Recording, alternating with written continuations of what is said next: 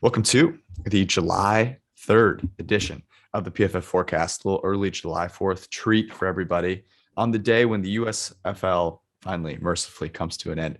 We're going to do some fun segments here. We're going to talk a little bit about the Big Ten, getting UCLA and USC to, I guess, take a winter break in the Eastern United States. It'll be interesting. We're going to talk Coach of the Year bets. This will be a fun conversation, as well as some season-long prop bets like most passing touchdowns.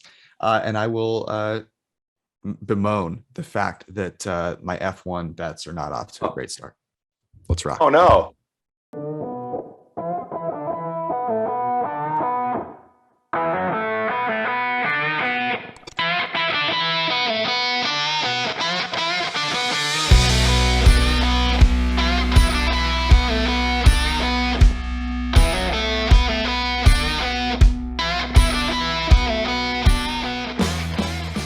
So here's my story. I won't belabor this point here, but I made some Formula One bets this morning. I woke up like 25 minutes before the race started, which was 7 a.m. West Coast time. And my big bet was that Lewis Hamilton was going to do well in this race. It's his home race. It's the British Grand Prix. And the Mercedes car has been getting a lot better. So I bet him to finish in the top three. I bet him to finish in the top two and potentially to win. So the race gets started and he makes an incredible start, picks up multiple spots right off the line. Incredible start for him. But there's a crash behind him that red flags the race right at the start. Luckily, everyone was okay. But because they hadn't finished, not every driver had finished enough of the race, when they restarted it, they went back to their original position. So that start got completely wiped out. So he just set the fastest lap time. He's in fourth right now. It's not all lost, but that's what I'm grinding through right now. Did you follow me with F1 today, or are you just too caught up in your Philadelphia Stars love? Yeah, I'm a lifelong Philadelphia Stars fan. Actually, the funniest thing was I was watching, there was something on YouTube, like an old game, and it like the algorithm took me to like the USFL title game from like 83. Oh, wow. Which is funny. The Stars have played in all four USFL title games, including the one today. They were the Baltimore Stars at one point. There's a funny story about Donald Trump moving the league to the fall, and then all the teams that played in NFL cities moving to cities without NFL teams, like Baltimore back then. But no, I woke up and then, like, to be honest with you, I did see your tweet and I did want to tail it. I had a good day yesterday. I did some MMA. I found Ben the Better on Twitter. I faded every pick he had, and I won all but one. I even made a sound bet on the Seattle Sounders in the MLS. I donked my only WNBA bet. Total, I missed by 2 points. So I was ready, but honestly, I have like one last hurrah on the USFL today, and so I figured, why not just let it ride? Okay. I'll tail you on F1 another time starting next week. I have a Verstappen like future, so I feel like that's like the one like connection I have with you. But I also didn't know, like, I don't think my sports book has the bets that you were putting out there, like, oh, top 10, podium. You've got to really dig. Yeah, yeah, and like, I mean, I'm more likely to bet the wrong thing if I like, if I go with that. Mm-hmm. So I was with you in Spirit. Okay. Well, it's interesting that you bring that up, because that's a legitimate barrier for people that are trying to bet. It's like, hey, I want to bet on this, but if you're intimidated by it, imagine like an average person, Right. I think that empathy is such a big deal. Well, empathy is maybe like the wrong word, but like, you and I are working on products here at PFF, and a lot of the products we want to make people better at betting. And like, it's hard because it's sort of like the problem we had as teachers, right? Where, if you're a math teacher or a math professor, like, chances are the stuff that you're teaching came easy to you. And so it's hard to like relate to somebody who doesn't understand the material. So, I think having a different league, like, I understand point spreads and money lines and totals. So like the NBA, it's like fine, but something like racing, where I mean, I get head to heads, but I don't necessarily know like, okay, what is play show, all that kind of stuff, like, Mhm. or how to translate them. I was talking to Ed Fang, who runs the Power Rank. He came and visited for the analytics social, and he was talking about how he converted, head to head prices, or he was converting between head to head prices and outrights in golf, and like that's probably a similar idea to Mhm. F1, but not exactly the same. But yeah, it's good to sort of like, come to grips with the fact that there are people all throughout the spectrum, and to live in that world a little bit is actually probably pretty good.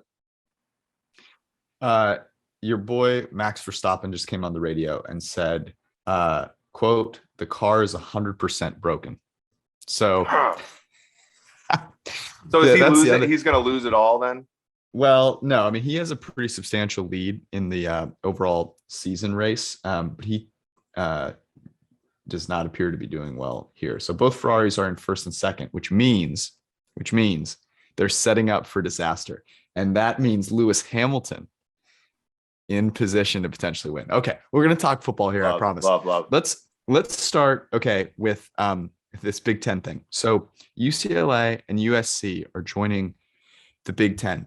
Now I'm here on the West Coast, and it's kind of like laughter was really the only response when this came through from everyone that I talked to.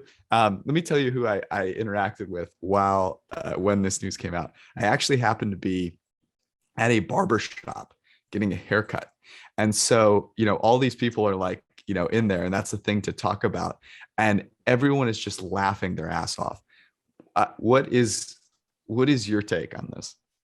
Yeah, I don't. I think I said this before, but back when I went to University of Nebraska from 2008 to 2012, and Nebraska joined the Big Ten in 2011.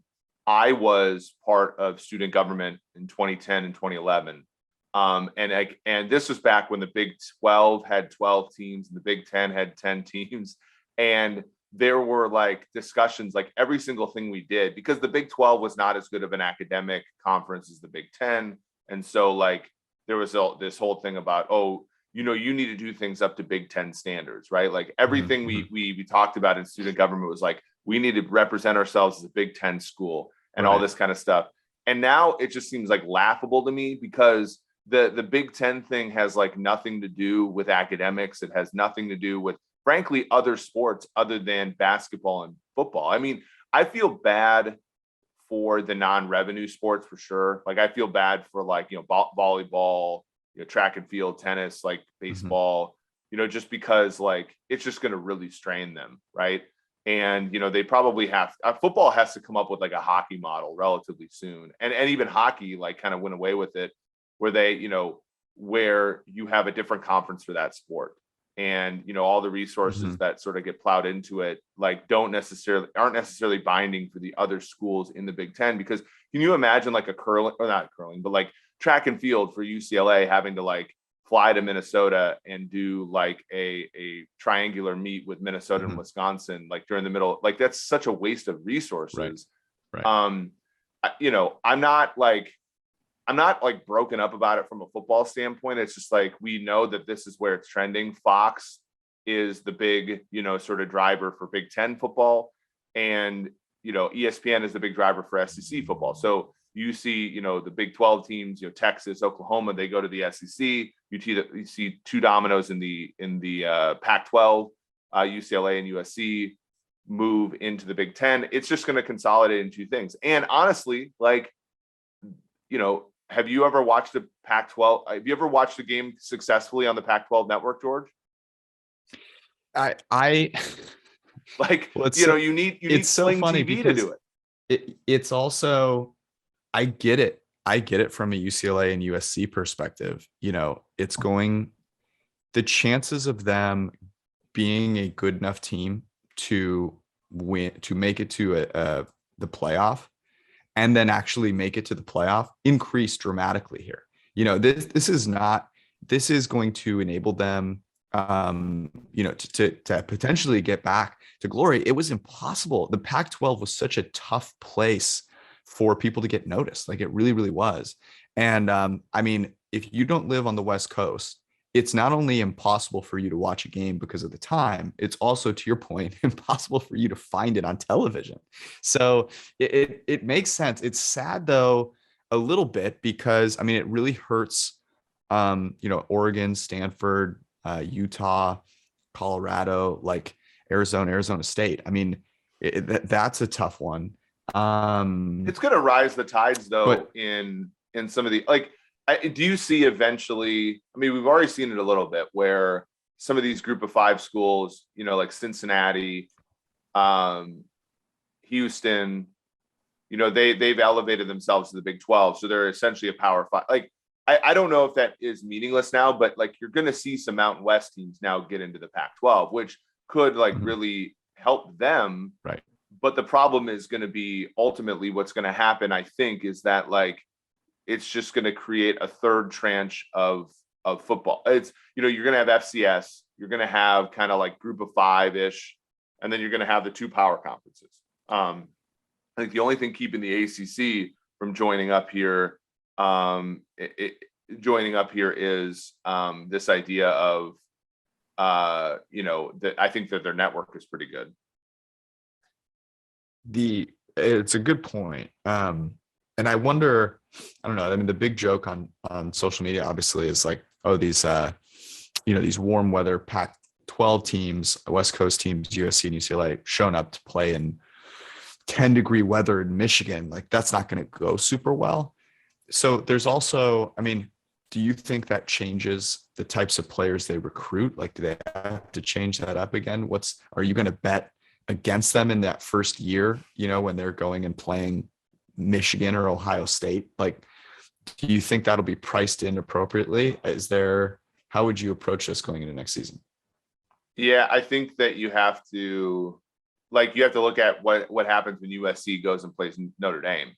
And when they play Notre Dame in at Notre Dame, they get their ass kicked usually. And it's just like a physical mismatch. Like, the problem is, like, you see two sort of diverging things, right? SEC against Big Ten almost always, or SEC, ACC against Big Ten almost always results in the team from the Southeast, like, outrunning the Big Ten teams, right? Mm-hmm. But then like Pac-12 teams that are also thought of as athletic, getting, they generally get manhandled by the Big Ten, like physically. So that's kind of where, Oregon versus Ohio State last year notwithstanding, that's where I get a little bit worried. It's like, are the athletes in the western part of the country good enough to overcome the fact that they're not going to be as big? Or can you entice a lineman from Wisconsin to come play at USC, knowing that they're going to get to come play at home a couple of times? Like, I think that's going to be the question. Can they match physicality in their recruiting? Because I don't think that's the open question to me. That's actually what I was thinking. And I think, so here's my hypothesis on this. I believe that this is a really big move for USC. This is giving USC a really legit shot to be, to bring that dynasty back. They have Lincoln Riley. They're bringing all of the talent over to USC. And it's not hard. You bring a lineman out, okay, for a trip to USC. And he goes, oh, I also get to still play in the Big Ten. I get to go home and visit my family a couple times a year. And then he sees what he's living in the rest of the year. The answer is going to be yes. And so I agree with you 100%, but I don't think that's going to equally distribute between the two teams.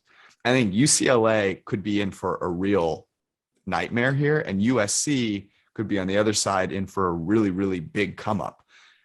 That's my hypothesis. There's also the fact, like, I think somebody was very sober about what the Big Ten is right now. Like,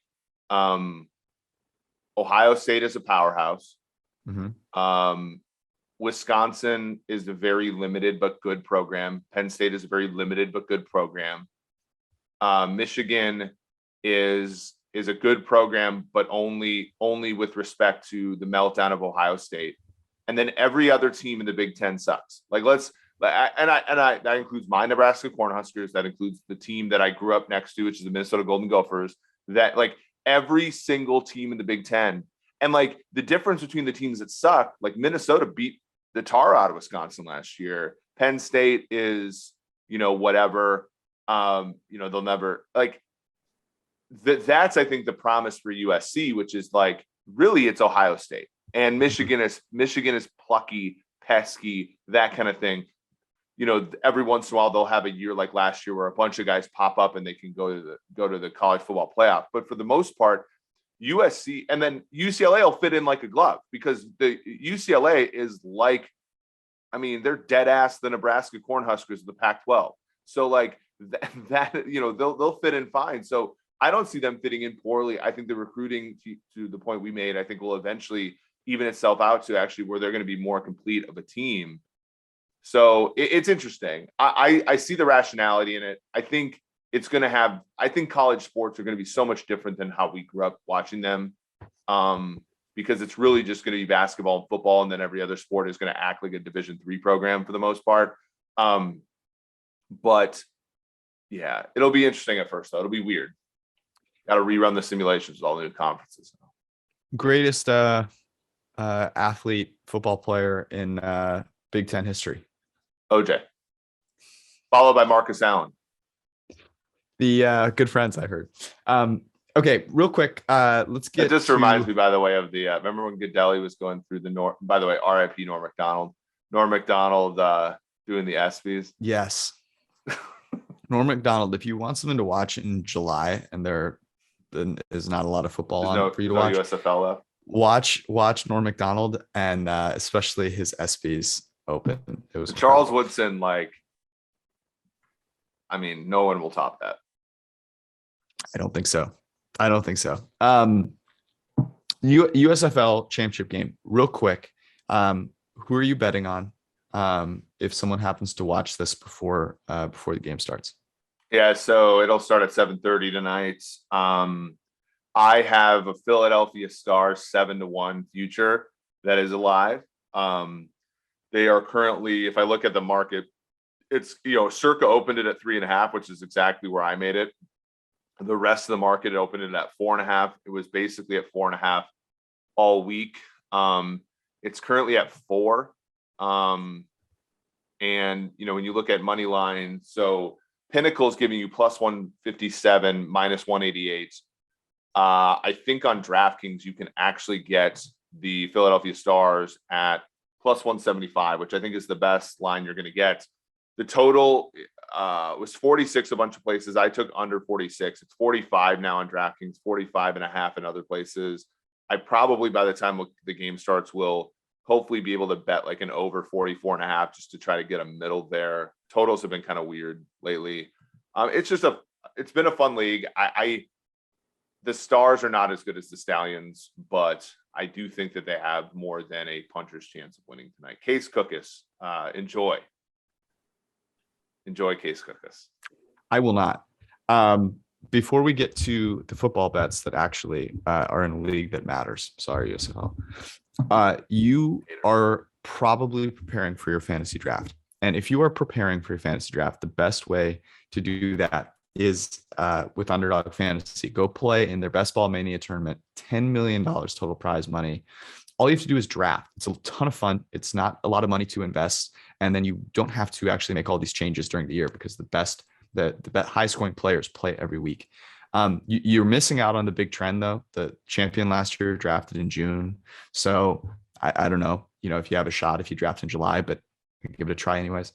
Underdog Fantasy, you can go to underdogfantasy.com or download the app. The app is super good. Use promo code PFF and they will double your first deposit up to $100. And then if you play 10 of those dollars with promo code PFF, you get a free PFF subscription. So you can get all the content and analysis you need to then go dominate that draft. So that's how you do it. You go sign up, you get the double, then you get the free subscription. Use that to prepare for your draft and then go win millions of dollars. Super simple.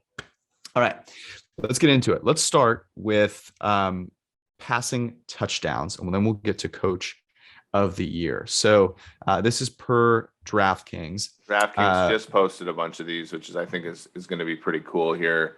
These are just over-unders.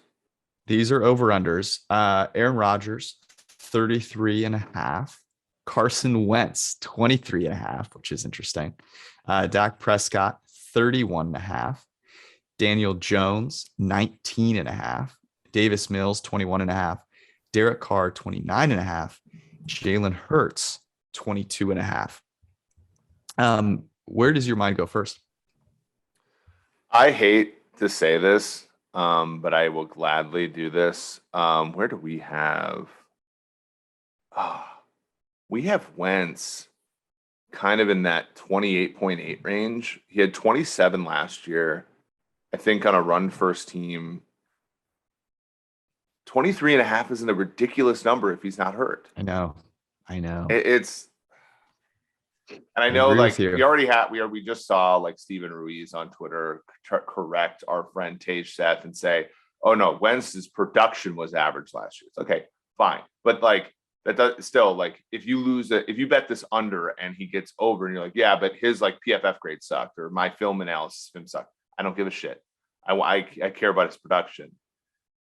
Like, either that team's going to be good, right? In which case I think 23.5 is probably a decent low bar for him. Or they're going to suck. And like, do you see them coming off of him at all? Like, if they suck, he's going to be throwing touchdown passes.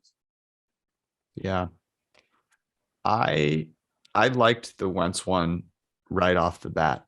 I mean, he had 27 last year and was kind of dreadful in a lot of games, you know? Well, they were just run first in a lot of games, right? And they ran the hell out of the ball. The good news here is that he has a better receiving core than he had in Indianapolis by a decent margin. I mean, Terry McLaurin is significantly better than any receiver that he had in Indianapolis. And I mean, they're playing in a division where they're going to play the Eagles and the Cowboys a couple of times, and those teams are going to score a lot of points. And then the other one that I actually also like is Daniel Jones at 19.5. Now, last season he was injured. Take his number with a grain of salt. He had 10 passing touchdowns last year. But he played significantly better from a PFF grading standpoint than his output, 10 touchdowns, 7 interceptions, would lead you to believe. And is going from, I mean, he is making the biggest leap in terms of what he was dealing with last year with Joe Judge to what he has this upcoming year with Brian Dable. The only concern I would have is honestly that he runs it in too many times. I don't think they're going to try and overuse Saquon Barkley. So those are kind of the two from an over perspective that I initially liked. I got one more. Okay, go ahead. Our brother in Christ, Matthew Ryan, over 25.5 is even money. We talked, one of our friends, really sharp guy, told us, he was like, the team I'm on, the Colts, sort of thinking it through. It's not going to be that hard, right? Like, Pittman's better than he was, you get some guys back from injury. You have running back like Hines who can catch the ball for touchdowns out of the backfield, but much better O-line than Ryan had. We make it more like 27.5. That's one if you, I think, want like a really, I don't know, like that one feels like really good. The Matt Ryan one. I think Matt Ryan's good this year. Good.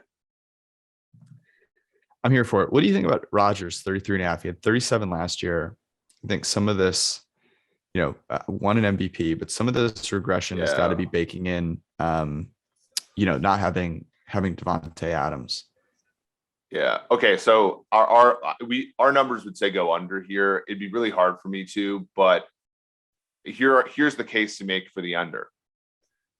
Nagler, calm down, by the way. Here's the case for the under. That defense is probably going to be pretty good, meaning that they're going to just be in games that are just like, welcome back to the third quarter. That's the Green Bay Packers 27 and the Minnesota Vikings 3. And then like he's not going to have to throw the touchdowns in the fourth quarter to take people's souls. You know what I mean? So there's that. I also think that the offense is going to be, for better or worse, run first. So you're going to see more Dillon. You're going to see more Jones. Jones, you look at Jones's numbers last year, they were not becoming of the contract that they gave him, right? And I know some of that is Dillon's emergence, but I think they're going to try to give Jones more, carries at the stripe to justify that deal. And I got to look. I know Jones's production. Yeah, he only had 4 rushing touchdowns all last year. So I think that there's going to be some regression there as far as the distribution of touchdowns, run, pass, and to whom. You also have the fact that Rodgers is somewhat injury prone. He missed time in 13. He missed time in 17. He missed time last year. You also have the fact that division is dreadful other than Detroit. So, he could sit the last game and a half, who knows, just like he sat the last half game last year. All of that is to say, I think unders the play. What's your gauge? Yeah, I'm with you there that's the right play. And I just don't see, I think it takes a while to get on the same page with the receivers there. I do. And they have, I think because of how good Rodgers has been, people have forgotten where that offense kind of comes from, right? Which is, a lot of this wide, outside zone running the football. They're going to get Bakhtiari back. They've got Aaron Jones and they've got the tank himself. Why is his name escaping? AJ Dillon. AJ Dillon, yeah. The J stands for January, of course. And so I just could see that being, especially down near the red zone. Think of how many times, especially near the goal line, that it was just automatic for Davante Adams. And Davante Adams has the most touchdowns in the red zone by like 15. It's insane. That connection got better and better. I mean, you talk about Matt Ryan a second ago, him and Julio Jones were on different books on different pages in the red zone down by the goal line, but that was not the case for Rodgers and Adams. And so, who is he going to have that connection with that is going to be able to get open consistently? Because I'm not sure Randall Cobb is the guy that, you want to bank on there. Is it Robert Tonyan? I'm not sure. But those two things, I think you go under. And that's not to say that Rodgers won't be brilliant. It's just that the scoring opportunities will, just by virtue of not having Davante Adams, are going to diminish there. So I'm with you there. I like that a lot. Let's go to my favorite one, which I think will elicit a lot of thinking here. Coach of the year. Yes. So coach of the year on DraftKings.com. Brandon Staley, 14-1. Nathaniel Hackett, Mike McDaniel, 16-1. Josh McDaniels, 18-1. Todd Bowles, Sean McVay, Sean McDermott, Nick Sirianni, Kevin O'Connell, Kyle Shanahan, Kevin Stefanski, Doug Peterson, Frank Reich, Dan Campbell, Brian Dable, Bill Belichick, Zach Taylor, all 20-1. Ron Rivera, Vrabel, Kingsbury, LaFleur, Harbaugh, Reed, Saleh. Or sorry, not Saleh. Those are 25-1. Saleh's 28-1. Mike Tomlin, Mike McCarthy, Dennis Allen, 30-1. Matt Rule, Matt Eberflus, Pete 40-1. Pete Carroll, 50-1, as is Lovie Smith and Arthur Smith. I'll go first real quick. The one that stuck out to me just glaringly, and you think about the recipe for this, okay? You need to, improve. You need to do better than expectation.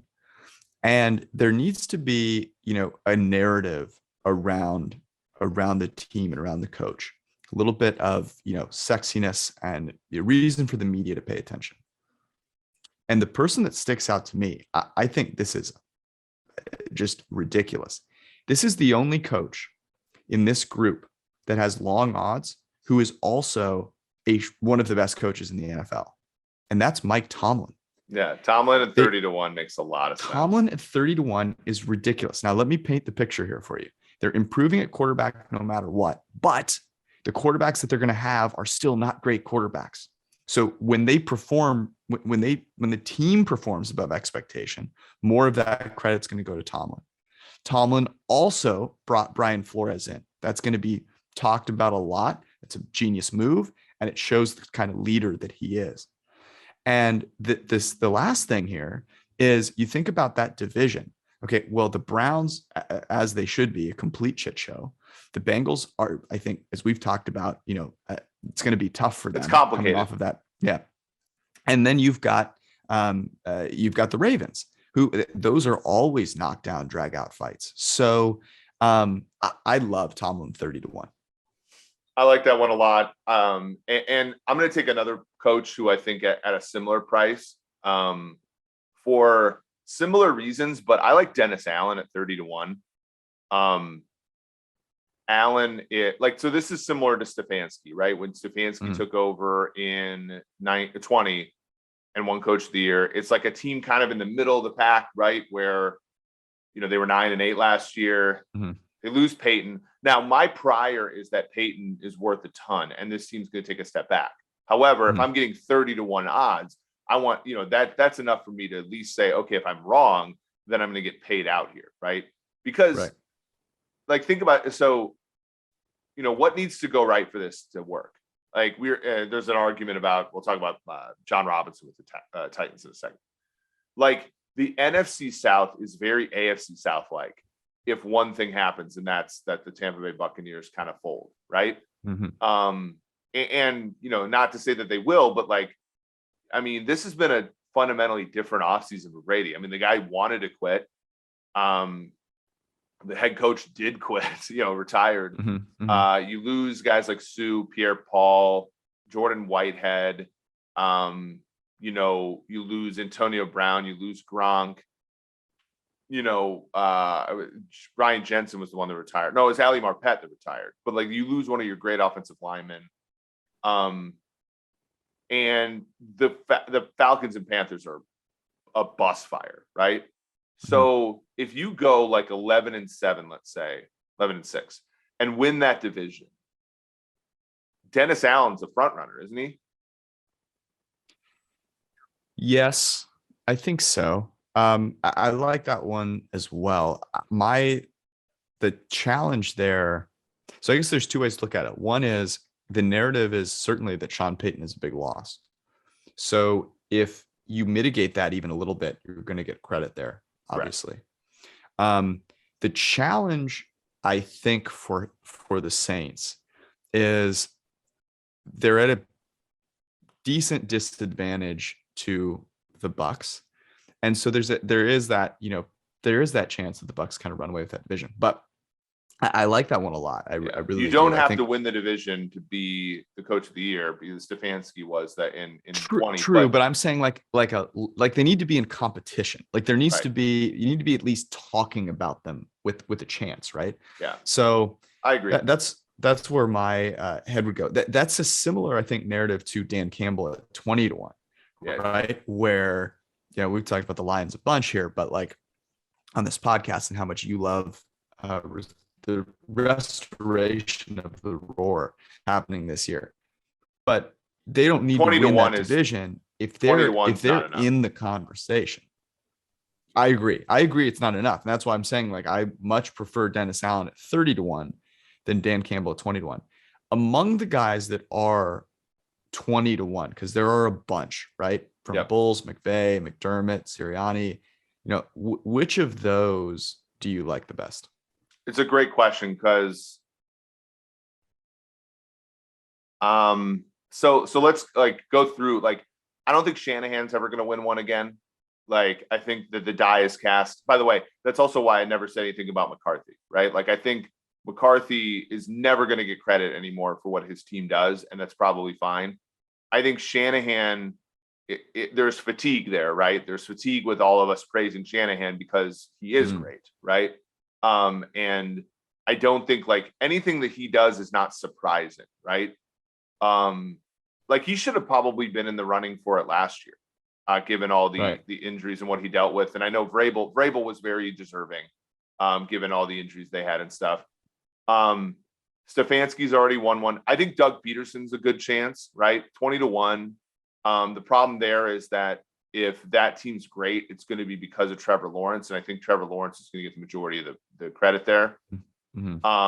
Even though Peterson's probably going to be correlated significantly, like the brilliance of Peterson, if that happens, will be correlated with what Lawrence is.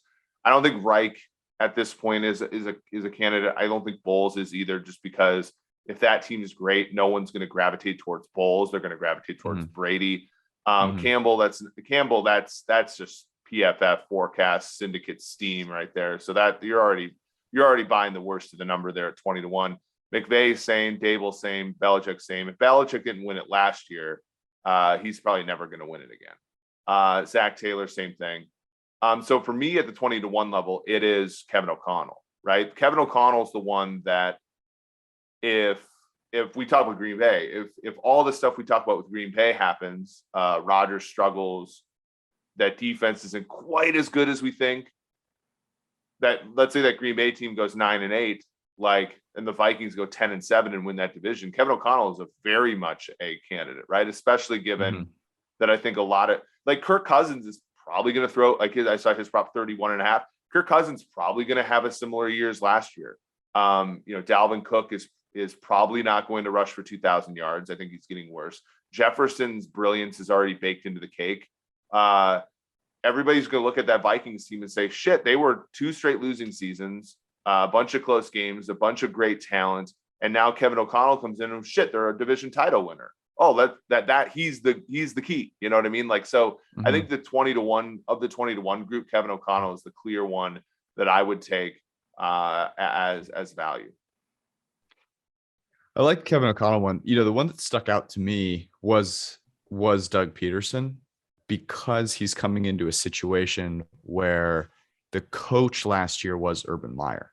And so he will get a ton of praise for resurrecting and bringing it back from complete disaster. So I like that. I like that narrative there. I'm in agreement with you on, Kyle Shanahan, Belichick. If they didn't win it last year, are they ever going to win it? I'll throw one more out here, which is Sirianni at 20-1. Picking up AJ Brown, if Jalen Hurts has a good year, some of that credit's going to go to Sirianni, no doubt about it. And they're not the favorite to win that division. The Cowboys are, but they've got a legit shot to win it. And so that's the situation where if they are winning the NFC East, you've got to put them in that conversation. You absolutely have to. So that's another guy that I like. Any other bets that you'd make on Couch of the Year? Yeah, how good do the Eagles need to be for Sirianni to get the credit, as opposed to AJ Brown, Hurts, defense? Is my question. You know what I'm saying? If they go, I think they need to win it. Yeah, let's say they go 12-5. Are we giving that, what are the things that have to happen for them to go 12-5 and for the credit not to go to AJ Brown or Hurts, or, you know what I mean? Because last year when Vrabel, and again, people are arguing over the Titans today, last year, the Titans went 12-5, won the division, got the 1 seed, but you couldn't give any of the credit to Tannehill. He was worse than the previous 2 years. You couldn't give the credit to Derrick Henry because he sat out half the year with an injury. You couldn't really give the credit to the defense because there was really only one good player on that whole defense. Landry's fine, but Kevin Byard was a star, but the rest of the defense is kind of no names. And so you gobble up all the attention back to Vrabel, and that's a weak division, right, where they weren't really challenged by anybody else. And so, that ended up being what it was. I think the problem is the NFC East, and this is going to get to my last bet.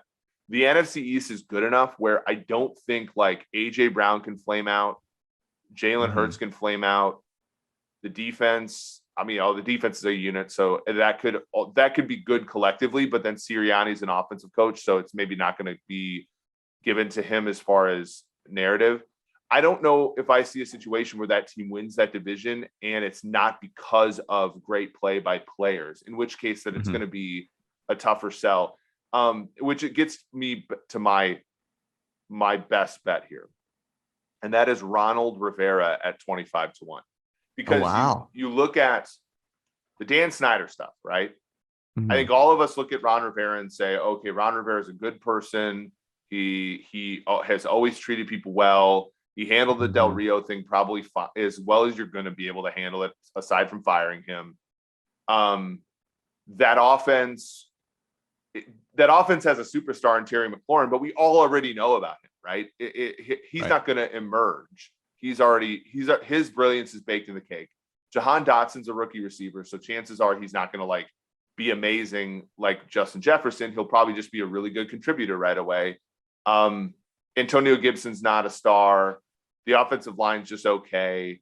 The defense is full of players that we are kind of already like. The defense is full of players that have been good and bad, but all have great names.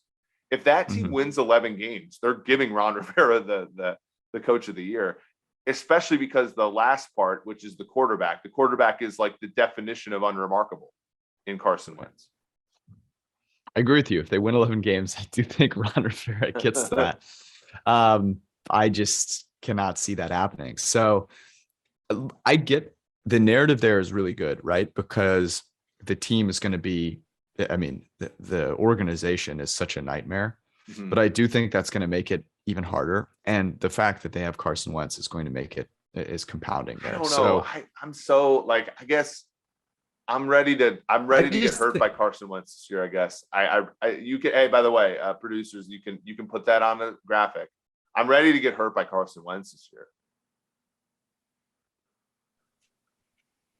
I have no back for that. You can get 25% off at pff.com with promo code forecast, FORECAST.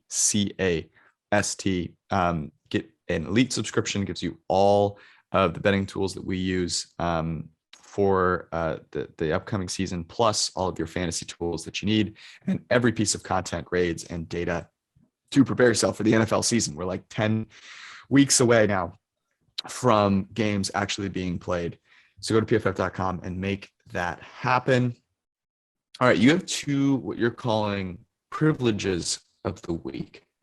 And these are tweets that that you find, or pieces of content that you find that you particularly love. And we're going to discuss them very clear. So why don't you give us the first one? June 28th, Darren Rovell is apparently Darren Rovell of formerly of ESPN, now of the Action Network. The Action Network. I get a lot of people don't like him. I actually have done some shows with him. I thought he was quite nice, but this one is hilarious. So he makes a bet of $270 wager on Harmony Tan live plus 160. He goes, I bet this with Tan up on Serena 2-0 in the first. Feel like this number should have been about 250.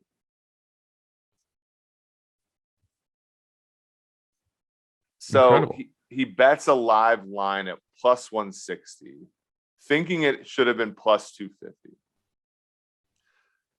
Like, and we all have this. Like, I remember last year around this time, like somebody asked a question of like, hey, if you had a field goal kicker that can kick a ball from anywhere, would you want him on your team? And I said no. And it was just like my reflexiveness. And obviously I was wrong because, you know, the average drive is like less than 3 points, right? So if your minimum drive was 3 points, then obviously that would be something to have. I was more like just reflexively like, oh, that would make the game suck. But I was clearly mathematically wrong, right?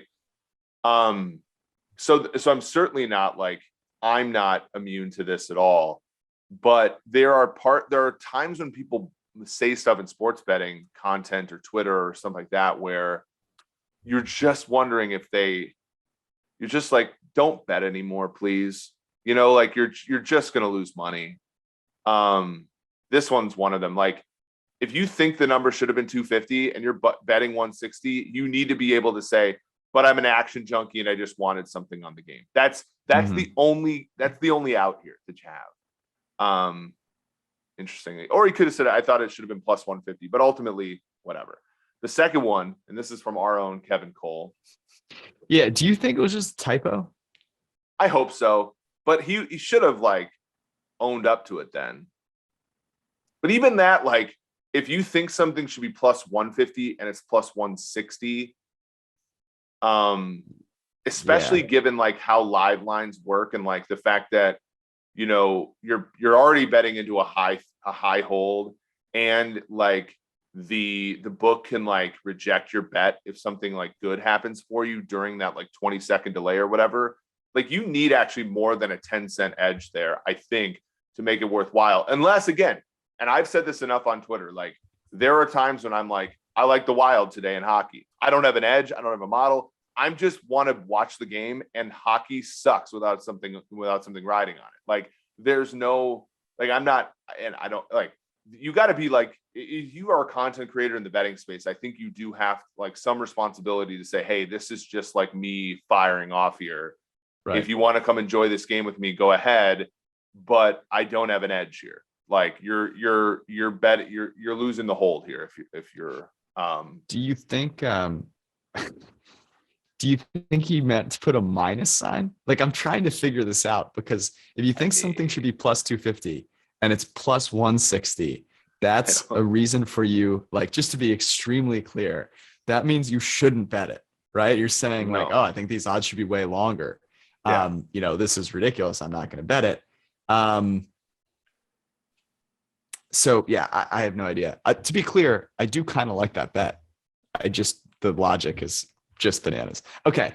And by the way, that is why, just to give people a little bit of a hint, why sports betting content is proliferating so much, because daily fantasy sports players for whom I have a lot of respect, like, to actually put together a really good DFS lineup requires good projections and good game theory and a bunch of multidimensional thinking. Sports betting is like, to your point, like he lucked into a good bet with terrible reasoning. The chance that you're going to luck into a good DFS lineup with terrible reasoning is a lot smaller because of the way probabilities happen when they multiply together.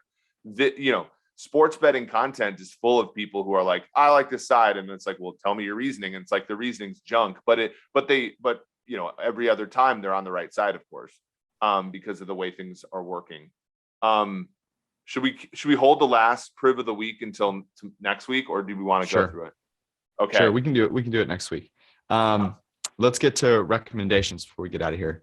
Okay. The F1 race is starting to heat up, so there's a chance. Hamilton's got a chance. Recommendations. You have a really good recommendation. Why don't you kick it off? I do. I finished last night the George Carlin documentary on HBO Max. I actually got an HBO Max subscription just to watch that documentary. It was, I think, a 2-parter. Fantastic. Obviously his commentary on basically everything from our politics to religion to, just like comedy, how to live, how to evolve as a person, was fantastic. And sort of the look, I just love, really like the Anthony Bourdain documentary too, which is also on HBO Max. But I do like looking at some of these just brilliant people and some of the demons that they struggled with, because, they weren't, oftentimes a lot of their content came out of wrestling with things that we all wrestle with. George Carlin has one of the funniest, some of the funniest bits out there. I mean, it really is hilarious. And I think it stands the test of time, interestingly. You can still listen to some of it and be like, oh my God, this is hilarious. So that's a really good one. I told everyone I would give that I was buying new workout shoes. And so I have tested them out this week. Usually I was definitely a little nervous because, the first time you wear new shoes, you're worried you're going to get blisters and whatever. I really put them to the test. So the first time I wore them, I did a 6-mile run. Then I worked out in them. Then I rode a bike in them. So I really gave them the full thing. And my feet feel great. So I'm giving these a huge recommendation. The shoes that I bought were by a company called Xero, Xero. I did a fair amount of research here. They're the Xero HFS. Did you say it was your own research? Is the brand. It was definitely my own research. It's definitely my own research.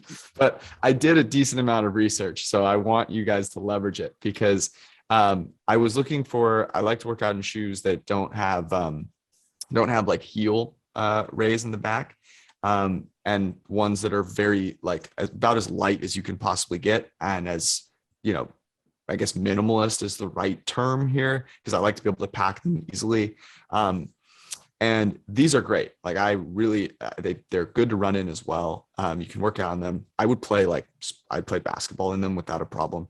And they look pretty good. Usually some of these shoes can look, it's not like a, like a toe shoe, obviously, but it's basically a barefoot feel. Then they're super lightweight. So I recommend them. You can get them on Amazon. That's where I got them.